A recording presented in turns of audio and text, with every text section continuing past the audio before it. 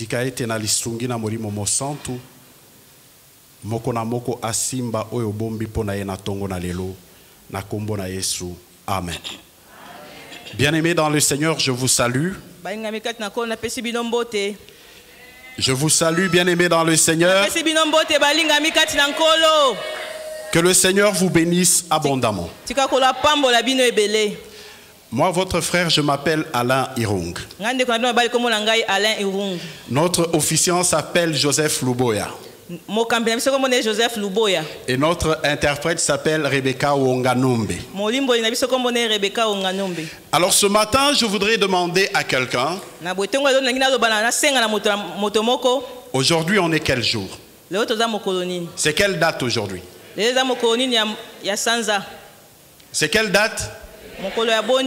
Le 15 de quel mois? Et qui sait ce que ça représente le 15 mai? Qui sait ce que ça représente le 15 mai? J'aimerais avoir une réponse. Papa Yves.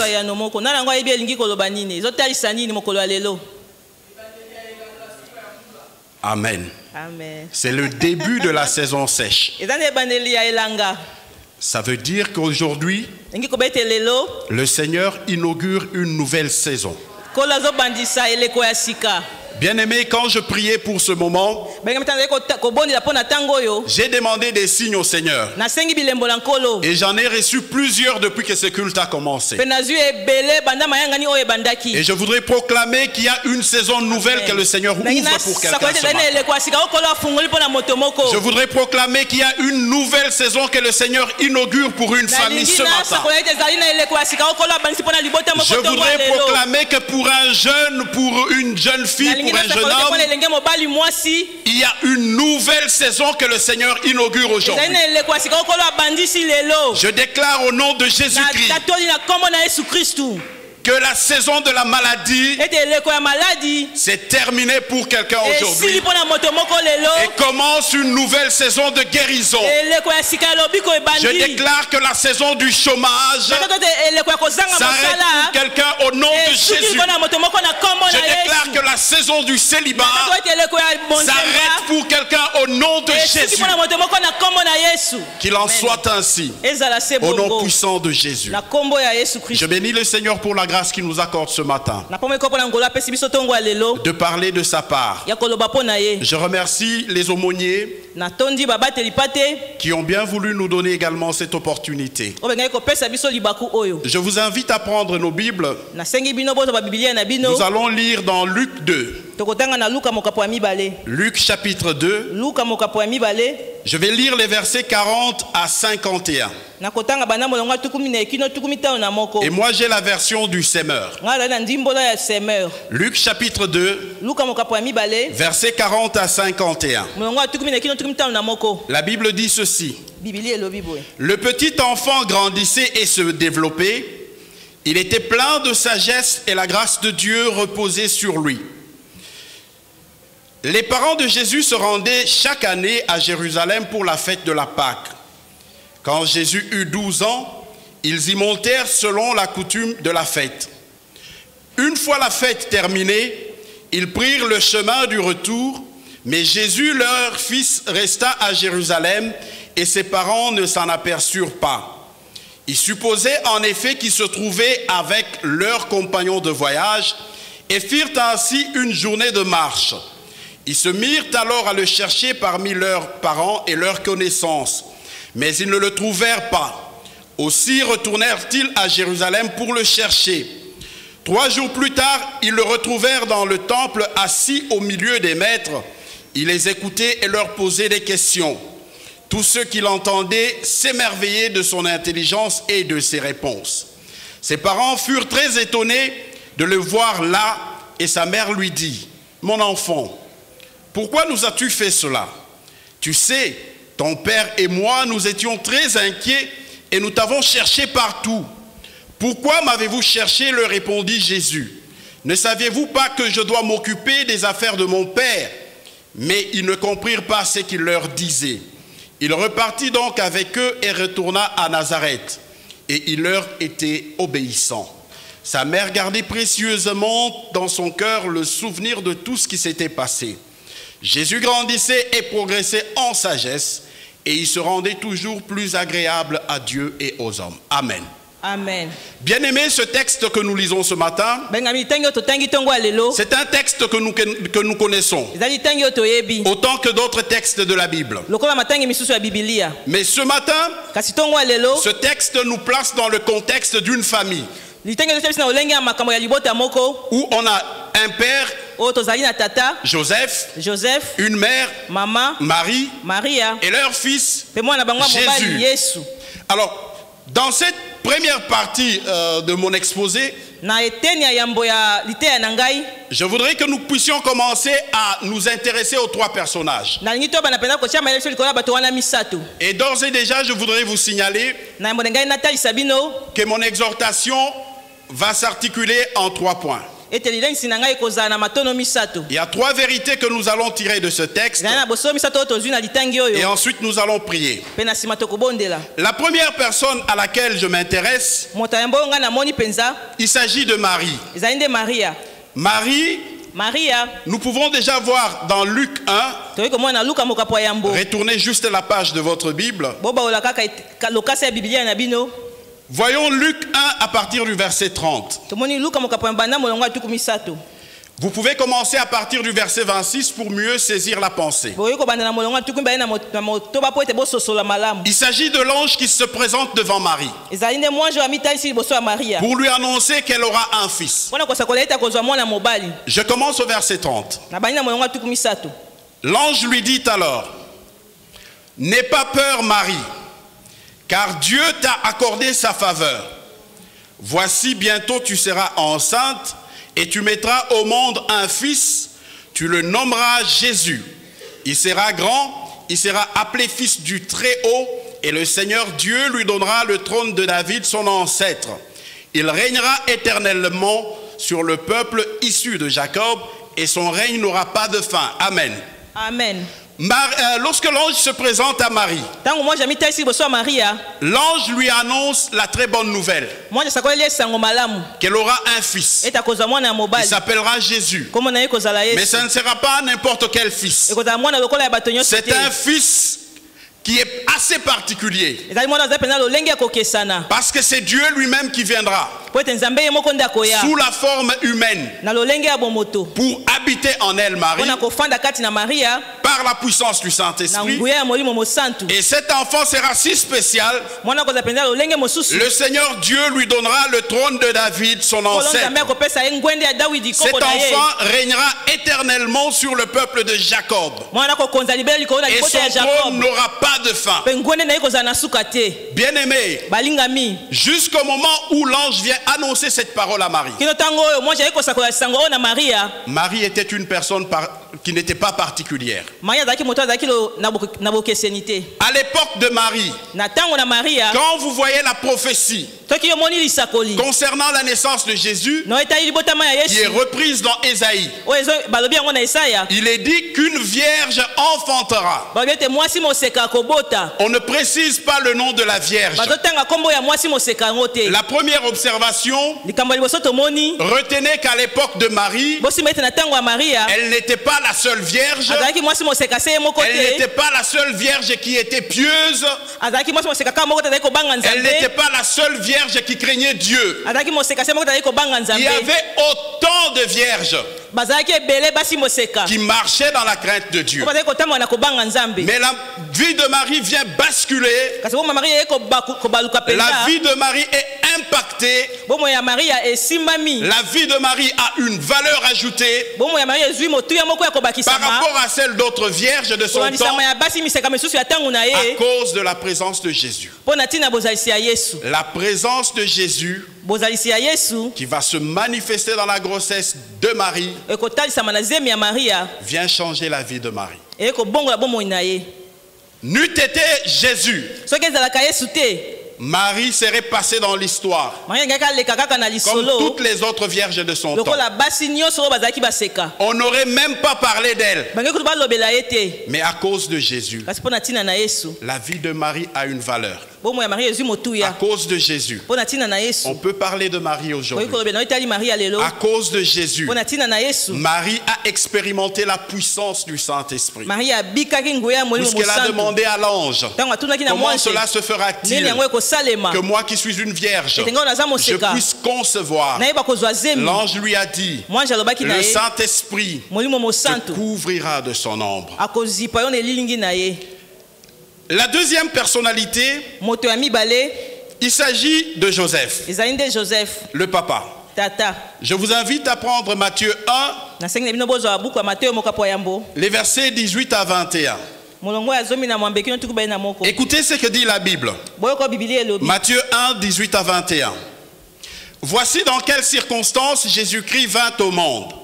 Marie, sa mère, était liée par fiançailles à Joseph. Or, elle se trouva enceinte par l'action du Saint-Esprit, avant qu'ils n'aient vécu ensemble. Joseph, son futur mari, était un homme bon et droit. Il ne voulait pas la livrer au déshonneur. C'est pourquoi il se proposa de rompre ses fiançailles sans en ébruiter la raison. Il réfléchissait à ce propos quand un ange du Seigneur lui apparut en rêve et lui dit, « Joseph, descendant de David, ne crains pas de prendre Marie pour femme, car elle donnera naissance à un fils, tu l'appelleras Jésus, c'est lui en effet qui sauvera son peuple de ses péchés. » Amen. Amen. Autant que pour Marie, Joseph, homme pieux, craignant Dieu, homme sage, qui était en fiançailles avec une vierge. Mais il se rend compte que la vierge est enceinte. Et à travers cette parole, je peux discerner que Marie n'en avait pas parlé à Joseph. Je suppose. Il y a des éléments qui me le font dire. Deux assertions. La première, peut-être que Marie l'aurait dit à Joseph. Et Joseph n'a pas cru. Il se disait certainement, cette jeune fille, autant que beaucoup de jeunes filles aujourd'hui, elle peut avoir attrapé sa grossesse quelque part et elle voudrait me l'attribuer. Deuxième assertion. Peut-être que Joseph a constaté. Parce que quand il y a une grossesse et que vous êtes en couple, qu'on vous l'ait dit ou pas, il y a 80% des signes qui vous montreront qu'il y a des choses qui ne marchent pas. Que les choses n'évoluent plus de la même manière. Mais pendant qu'il réfléchissait, l'ange lui apparaît également. Lui donne pratiquement le même message qu'à Marie. Tu seras père d'un fils qui s'appellera Jésus. N'hésite pas à prendre Marie pour femme, parce qu'elle est un projet de Dieu. Autant que toi tu es dans le projet de Dieu.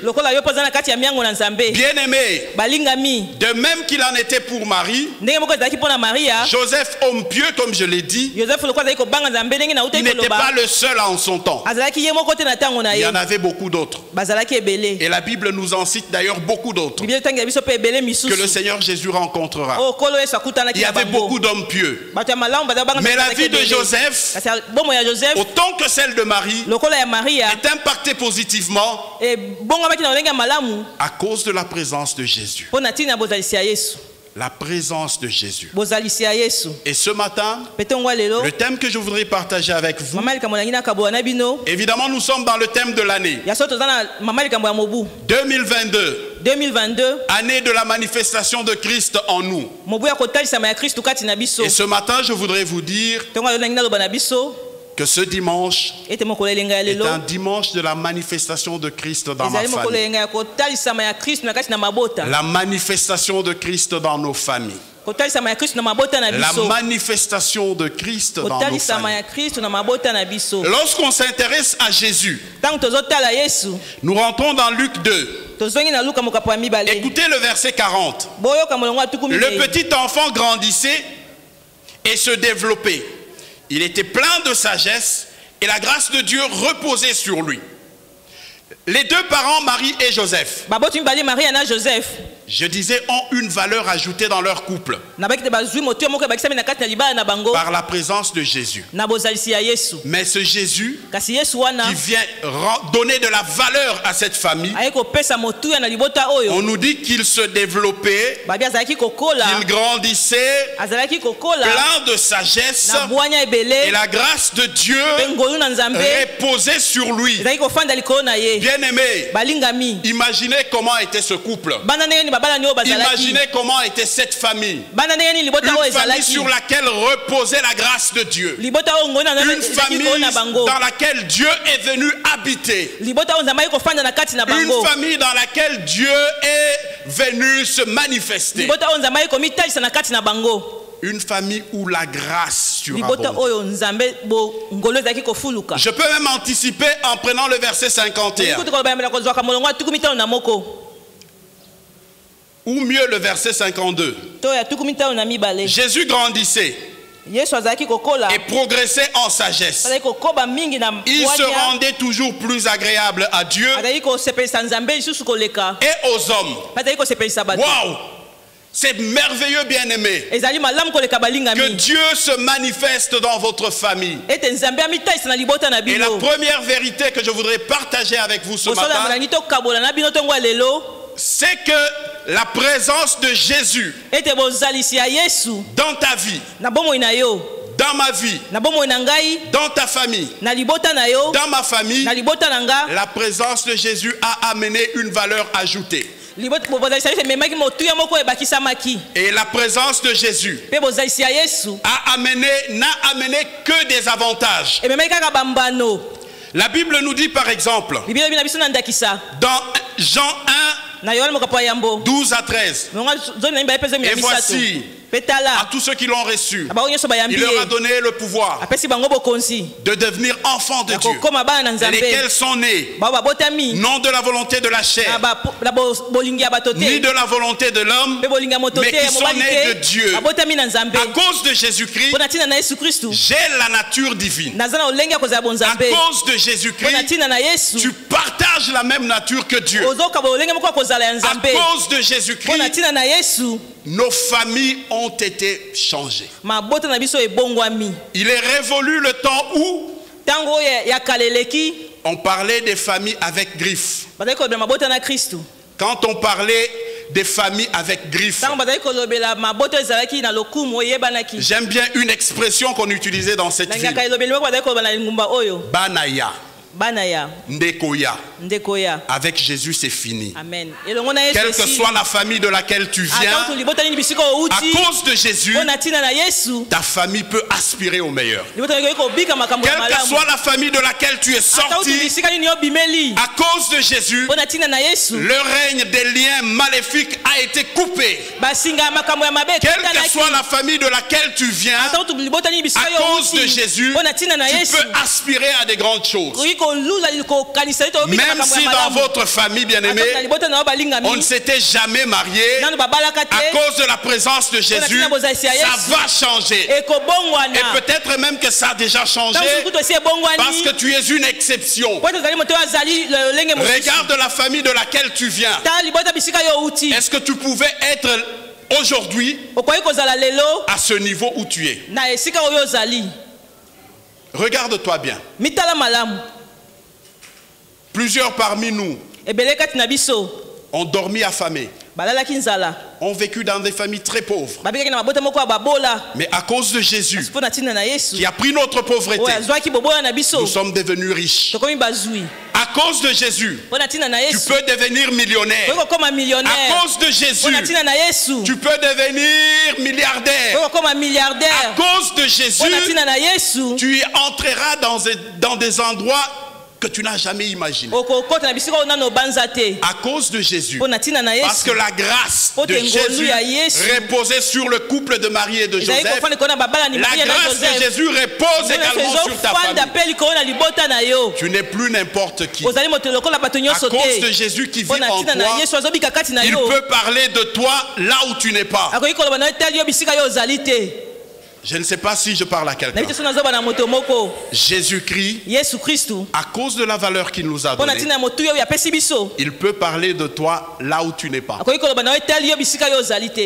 À cause de Jésus, nous n'avons plus rien à craindre dans nos familles. Le règne de la sorcellerie est terminé. Le règne des maladies héréditaires est terminé. Le règne des familles qui ne se mariaient pas, c'est fini. Le règne des malédictions, c'est fini. À cause de Jésus. La Bible dit, parmi les bénéfices que nous avons reçus de Jésus, nous avons nos péchés pardonnés. Nous avons la vie éternelle. Oh, nous sommes devenus enfants de Dieu. Nous sommes devenus la prunelle de Dieu. À cause de Jésus, Dieu menace tes ennemis. Les ennemis de ta famille ne dorment pas. Vous savez, un jour, Laban a poursuivi Jacob. Laban voulait en découdre avec Jacob. Jacob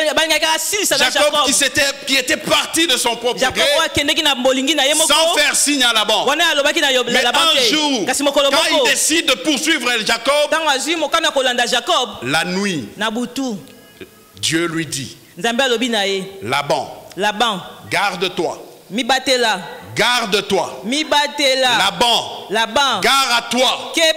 Attention Laban, à ce que tu diras à Jacob. Quand tu rencontreras Jacob, tu ne diras ni mot.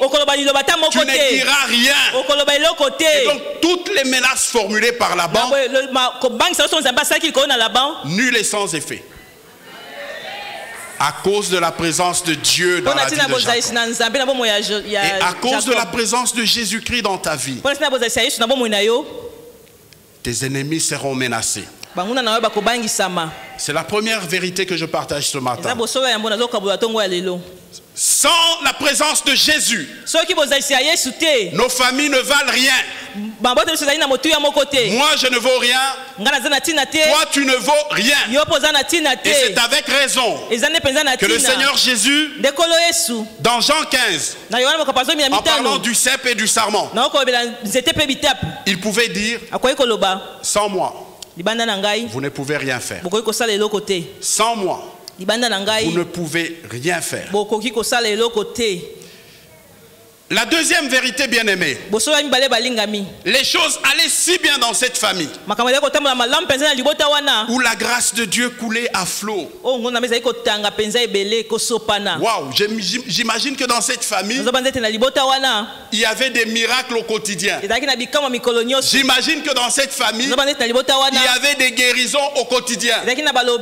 J'imagine que dans cette famille il y avait des merveilles, parce que même les gens du dehors pouvaient se rendre compte de la grâce qui était sur cette famille. Souvenez-vous, dans le livre des rois, lorsque les Philistins, agacés par l'arche de Dieu, frappaient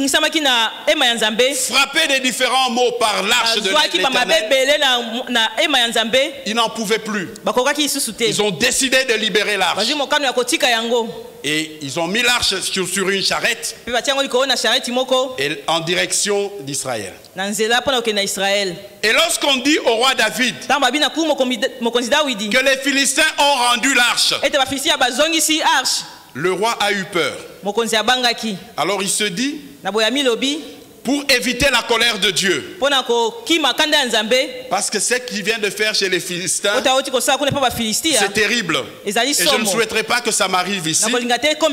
Alors nous allons placer l'arche chez quelqu'un. Je ne sais pas quels sont les éléments qui avaient milité en faveur d'Obed-Édom. Le roi fait retirer l'arche chez Obed-Édom.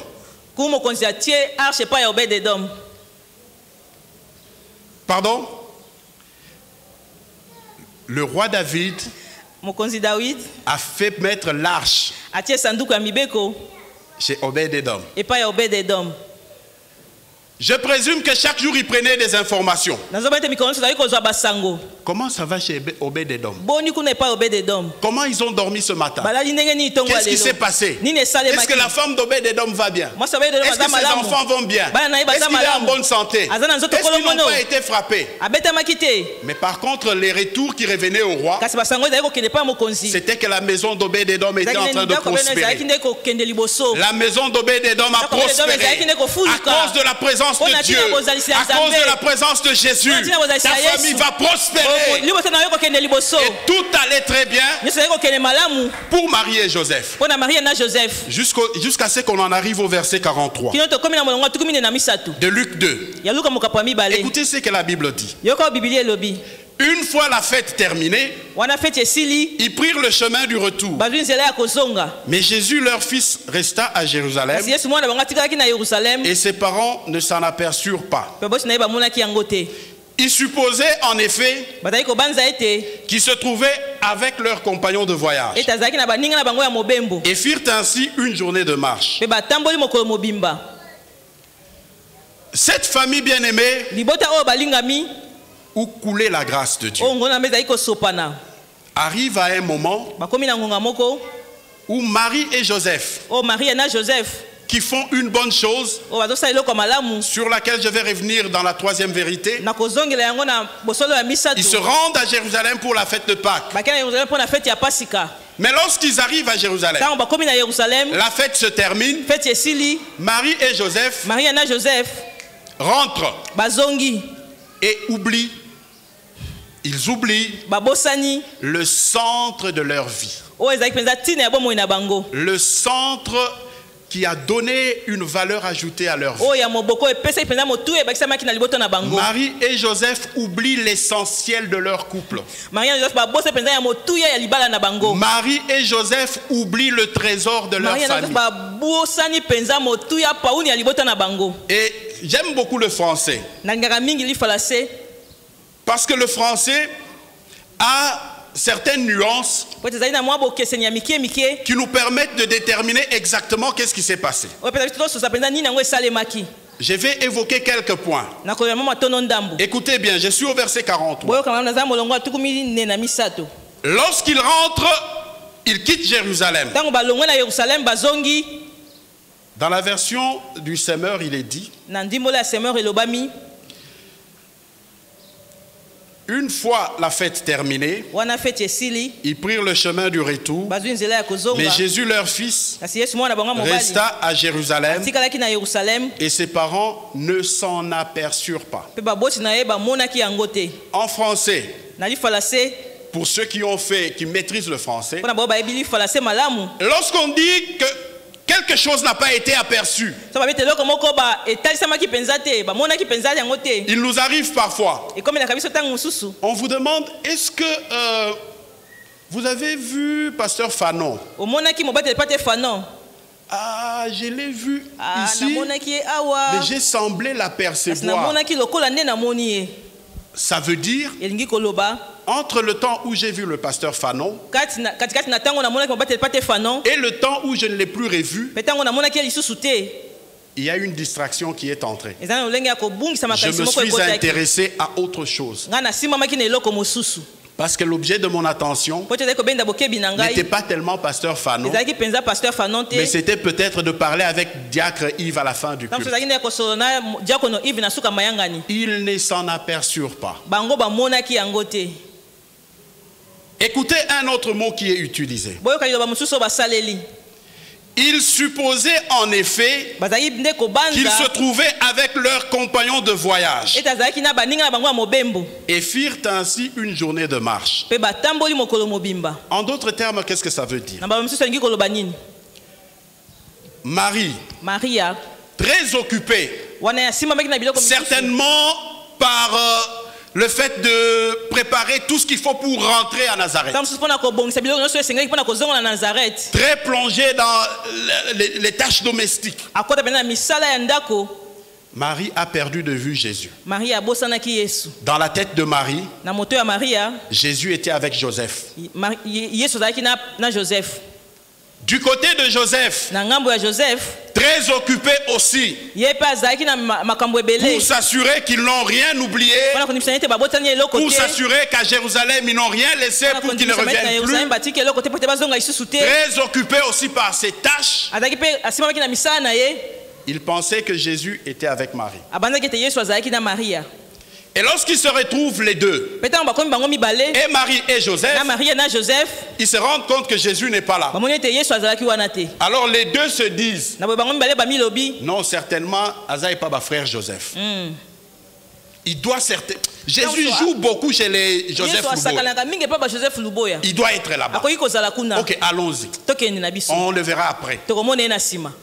Bien-aimés, la deuxième vérité, c'est qu'aujourd'hui, plusieurs familles, nous avons perdu la manifestation de Christ en nous. Plusieurs familles, à cause des tâches quotidiennes. Aujourd'hui, la vie est devenue si dure que papa est au travail, il quitte la maison à 5 heures, il rentre à 22h, 23h, y compris les embouteillages, sans compter les énervements au travail. Il est stressé. Lorsqu'il revient à la maison, c'est manger et dormir. Maman de son côté, elle doit sortir très tôt. Elle doit aller prendre les pains parce qu'elle doit vendre. Elle doit aller prendre des braises. Elle doit être à Matadikibala très tôt. Elle doit être à son service très tôt parce qu'elle est secrétaire de direction. Oui, parce qu'elle a des hautes fonctions dans son travail. Très occupée aussi. Revient à la maison très tard. Et la famille est en débandade. Regardez le nombre de distractions, bien-aimés, qui sont entrées dans nos familles. Quand vous regardez sur les réseaux sociaux, il y a des choses horribles qui se passent dans les familles. Parce que les parents sont absents. Parce que Jésus n'est plus là. Le centre d'intérêt n'est plus là. La présence de Jésus, c'est la grâce.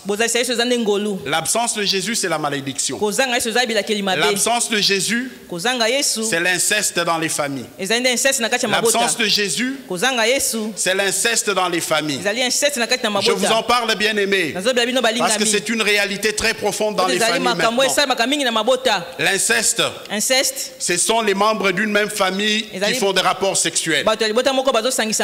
Ça existe aujourd'hui et ça prend de l'ampleur entre frères et sœurs à cause des choses que les enfants regardent à la télévision. Quand toi tu es fatigué, quand maman est fatiguée, quand l'oncle ou la tante est fatigué et n'a plus le temps de contrôler les enfants sont laissés à la merci de la télé. Les enfants sont laissés à la merci des réseaux sociaux.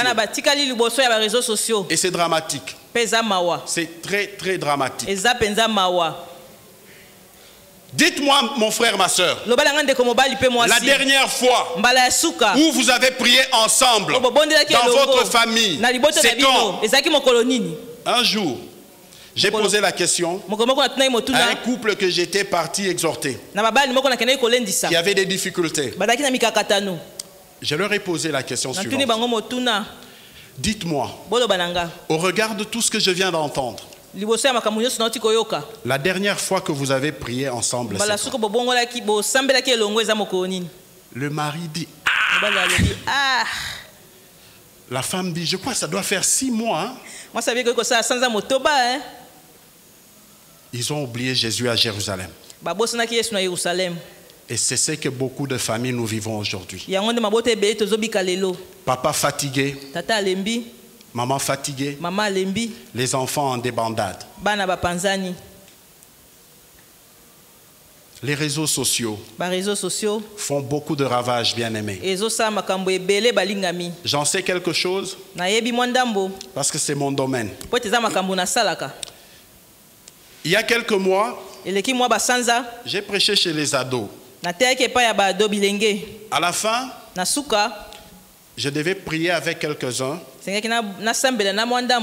Et les choses que j'ai entendues de ces enfants, bien-aimés, font froid dans le dos. Des familles qui se disent chrétiennes. Papa et maman qui ont reçu Jésus. Papa et maman vivant comme Marie et Joseph, mais ayant oublié Jésus à Jérusalem. Bien-aimé, je me souviens, moi je suis né dans une famille catholique. Notre famille était vraiment extrêmement catholique, je dirais à 500%. Dans notre famille, on a des évêques, on a des religieux, des religieuses. Lorsque moi je suis né, la pratique que je trouvais dans ma famille, nos parents avaient l'habitude, depuis que moi je suis né, jusqu'au jour où j'ai quitté notre maison, on avait toujours l'habitude de prier ensemble. Et le matin et le soir. Bien qu'étant très catholique, je me rends même compte que souvent faisant des choses que nous ne connaissions pas,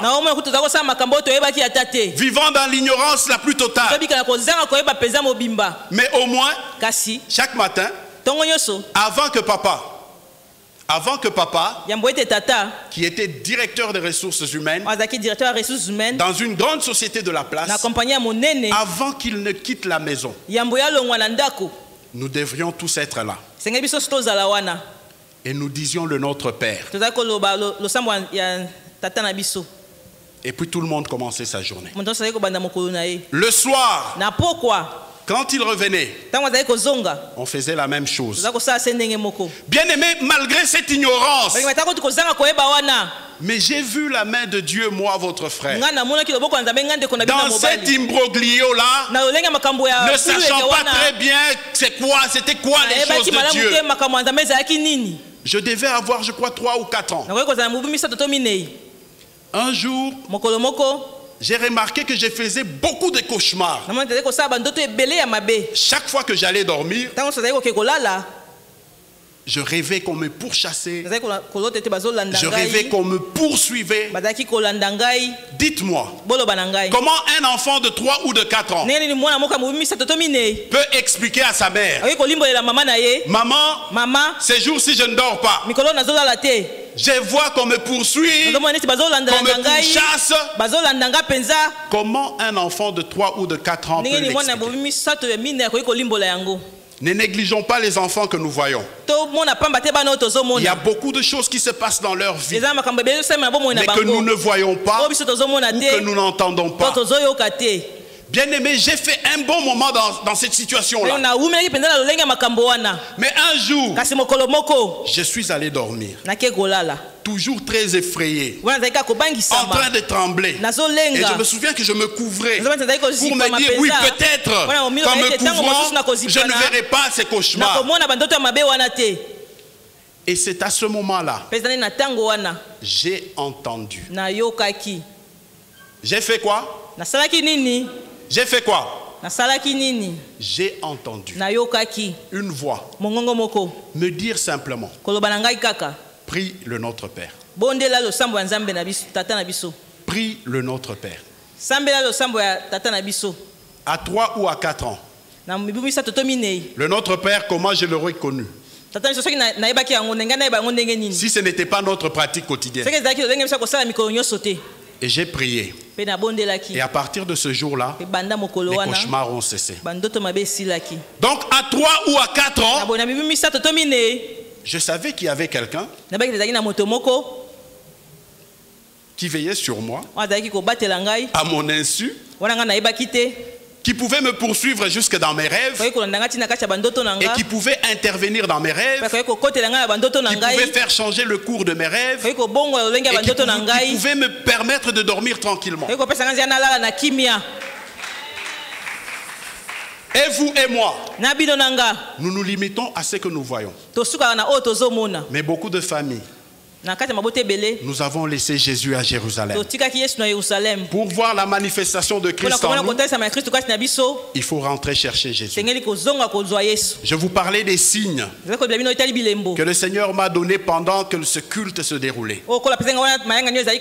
Souvenez-vous du premier sujet de prière que le frère Joseph, modérateur, a donné. Prions pour notre vie de prière. Oh bien-aimé, la prière familiale est une force. Ce n'est pas pour rien que dans Acte 16, Paul dit à cet officier qui voulait se suicider, quand la prison s'est ouverte à cause de la louange et de l'adoration, il dit à Paul, qu'est-ce que je dois faire? Paul lui dit, crois au Seigneur Jésus et tu seras sauvé, toi et ta famille. La famille occupe une place importante, bien aimé.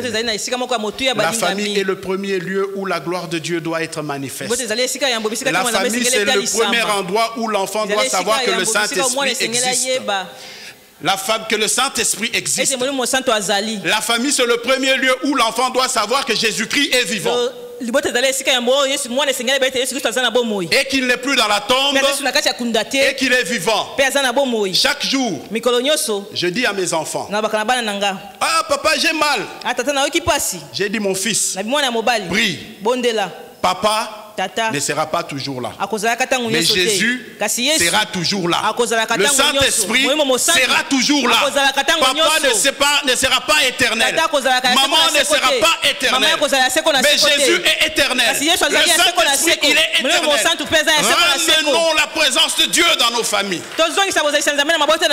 Peut-être que tu es en train de te dire, mais j'habite chez mon oncle, j'habite chez ma tante, qu'est-ce que je vais faire? Comment je vais imposer ça? C'est notre troisième vérité. Retournez à Jérusalem chercher Jésus. Retournez à Jérusalem chercher Jésus. Je vais donner quelques conseils et puis nous allons prier. Retournez à Jérusalem chercher Jésus, ça veut dire que la grâce qui est en Jésus doit redevenir manifeste dans votre famille. Bien-aimé, si ça va mal chez vous, au travail ça n'ira pas, à l'école ça n'ira pas, tout ce que tu feras ça ne marchera pas. Il faudrait que la présence de Jésus soit manifeste dans nos familles et on verra qu'il s'occupera des autres aspects.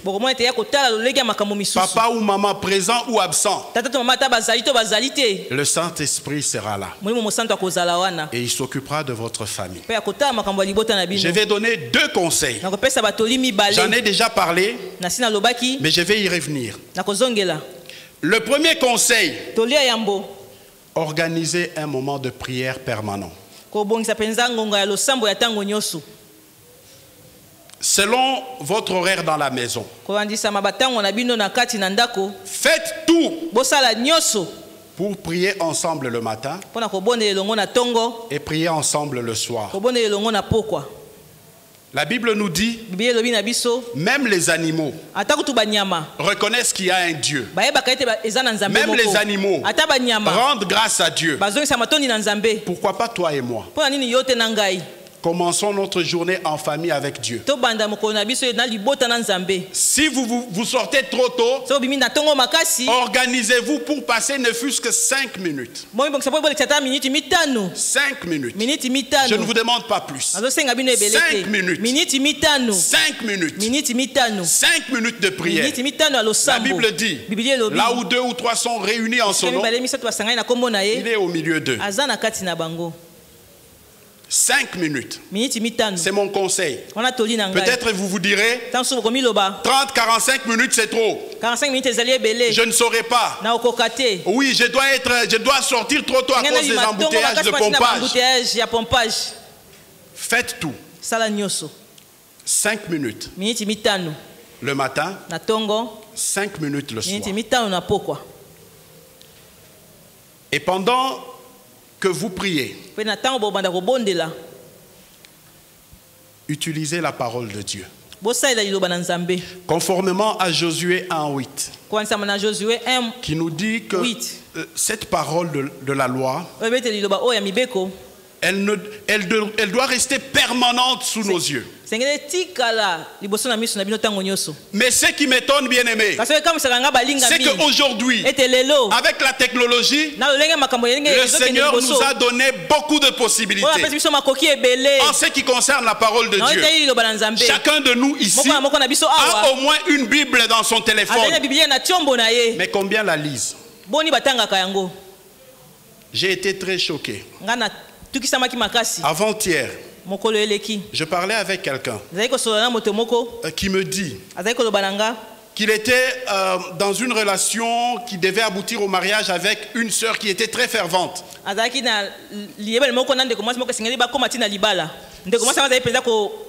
Cette sœur-là était vraiment très pieuse. Cet homme-là me dit, quand on était dans ma voiture, comme il est technicien, studio, il fait des enregistrements et tout ça. Alors, quand par exemple je mettais une musique profane pour écouter un peu dans mes recherches, la sœur disait non, enlève ça, mais autre chose.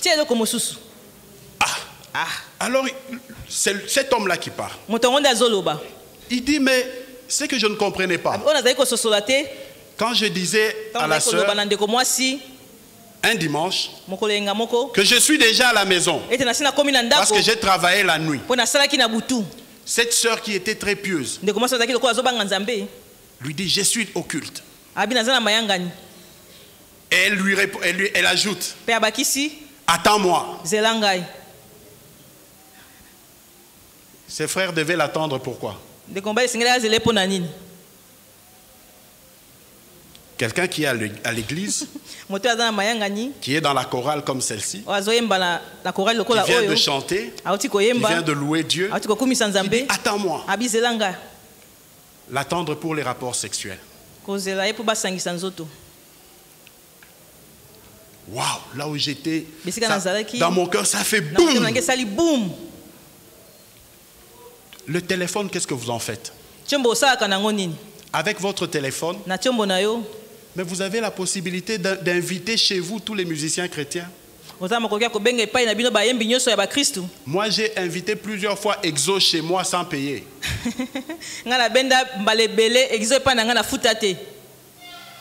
Amen. Amen. Vous pouvez inviter n'importe quel musicien chrétien qui vous permet d'entrer dans un moment de communion avec le Seigneur sans payer. Il suffit d'un clic sur votre téléphone et vous avez tous les musiciens chrétiens que vous désirez. Et ça met la présence de Dieu dans votre maison. Joignez toujours à votre moment de prière un moment de lecture de la parole de Dieu. Je vais terminer par ce témoignage. Lorsque nous nous sommes convertis chez nous, moi j'ai commencé à prier dans cette église en septembre 1990.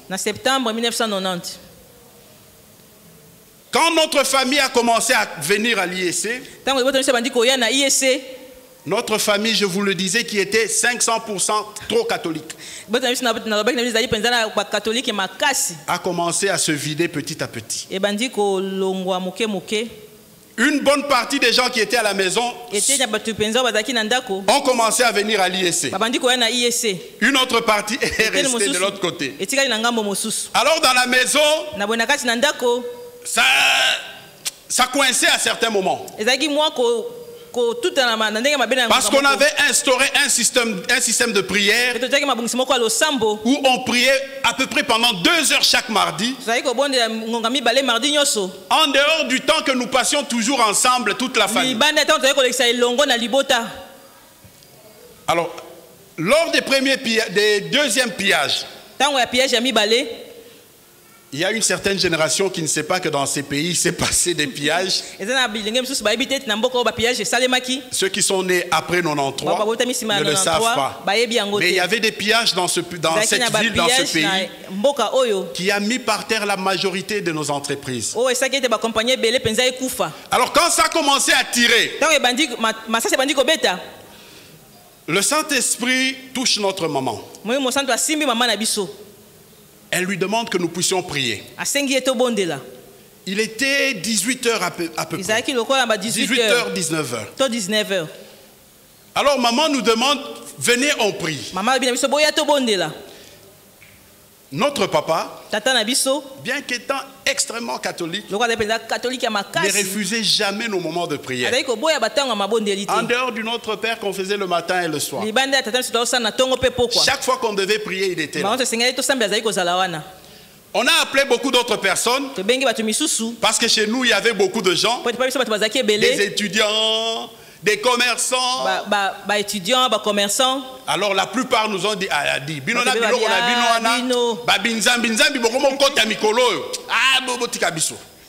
alors juste un tout petit nombre. Nous sommes entrés au salon. On a prié pendant 2 heures. Quand on a terminé, les uns sont allés dormir. Dans les minutes qui ont suivi, ça tirait énormément sur la vie. Maman venait d'apprêter la table pour papa. Elle l'a invité à venir manger. Papa s'est levé. Il devait aller vers la salle à manger. Mais il lisait en même temps les journaux. Il a vu le titre d'un journal qui lui avait plu. Il revient sur ses pas. Il ouvre le journal. Il lit pendant quelques minutes. Et pendant ces minutes-là, la maison a bougé. On dirait le jour où le Saint-Esprit est descendu. Un bruit incommensurable. Indescriptible. Alors, toute la maison était silencieuse. Or, pendant que la maison bougeait, il y a une balle perdue qui venait de percer le toit de la maison, qui est tombée pile à l'endroit où papa s'asseyait pour manger. La balle est tombée, a tapé sur le parquet et est allée de l'autre côté de la salle à manger où il n'y avait personne. Une balle chaude. Un peu de cette taille-là.